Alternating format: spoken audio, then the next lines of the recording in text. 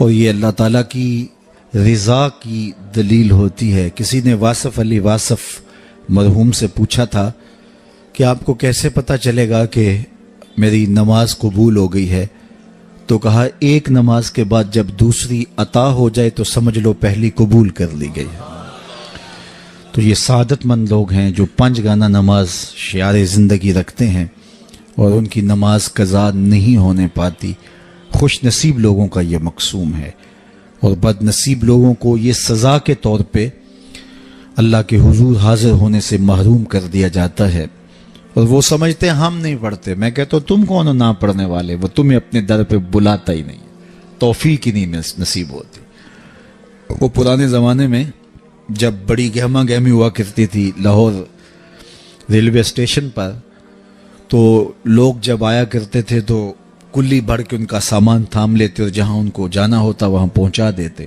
تو ایک صاحب اترے تو ایک بوڑھے کلی نے سامان پکڑ لیا، تو جب اسٹیشن سے باہر آئے تو سامنے نوری مسجد پڑتی ہے، تو اس کے قریب پہنچ کر اس نے کہا کہ میکلوڈ روڈ پہ جانا تھا، تو کہا میری نماز اثر ابھی رہتی ہے تو تم سامان کے پاس رکو میں نماز پڑھ لوں۔ تو بابا جی اندر چلے گئے، نماز تعدیل ارکان کے ساتھ ادا کی۔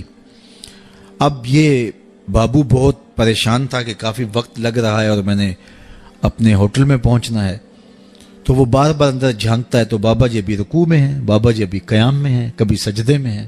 خیر اس نے وقت گزارا، خیر بابا جی نے سلام پھیرا۔ ان کی عادت تھی کہ اس کے بعد تسبیحات فاطمہ بھی پڑھا کرتے تھے، تو وہ پڑھنے لگ گئے۔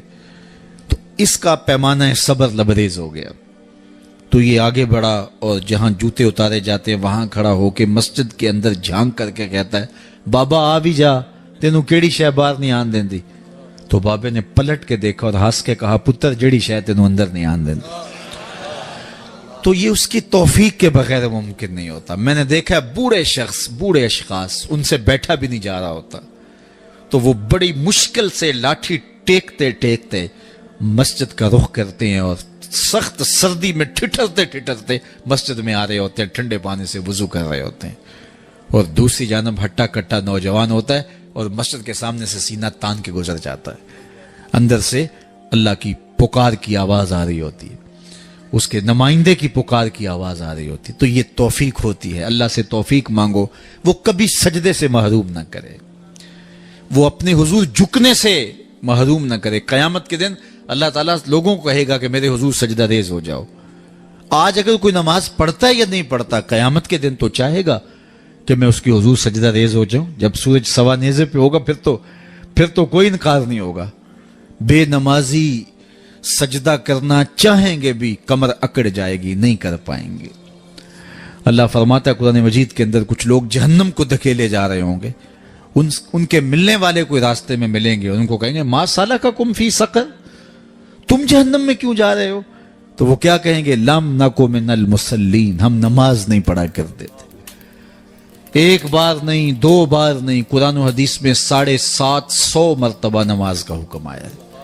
یار ایک بات میں آپ کو کہوں، ہمارے خطبہ کہتے ہیں کہو سبحان اللہ، تو سامعین نہ کہیں تو وہ ناراض ہو جاتے ہیں، کوئی مذاق کر دیں گے، پھر سخت غصے میں آ جائیں گے، کئی تو ناراض ہو کے تقریر چھوڑ دیتے ہیں کہ میں تمہارے پاس آیا ہوں، تم زور سے سبحان اللہ بھی نہیں کہتے۔ تو 3 مرتبہ 2 مرتبہ 4 مرتبہ ایک مکرر ایک بات کہے اور آپ نہ مانیں یا میں نہ مانوں تو وہ ناراض ہو جاتا ہے، اور میرا رب ایک بار نہیں 750 مرتبہ کہہ رہا ہے۔ نماز کا حکم اللہ اور اس کے رسول کی جانب سے 750 مرتبہ ہے۔ کتنا ڈھیٹ پنا ہے کہ بندہ پھر بھی اللہ کے حضور سجدہ ریزی کی توفیق نہ پائے، اور وہ کس طرح جو ہے وہ ڈٹائی کے ساتھ اپنی زندگی گزار دے۔ 5 گانہ نماز شعار زندگی بنا لو، یہ دین ہے، اس کو اچھی طرح سے روحوں میں اتار لو، اور 5 گانہ نماز کبھی بھی تم سے قضا نہ ہونے پائے۔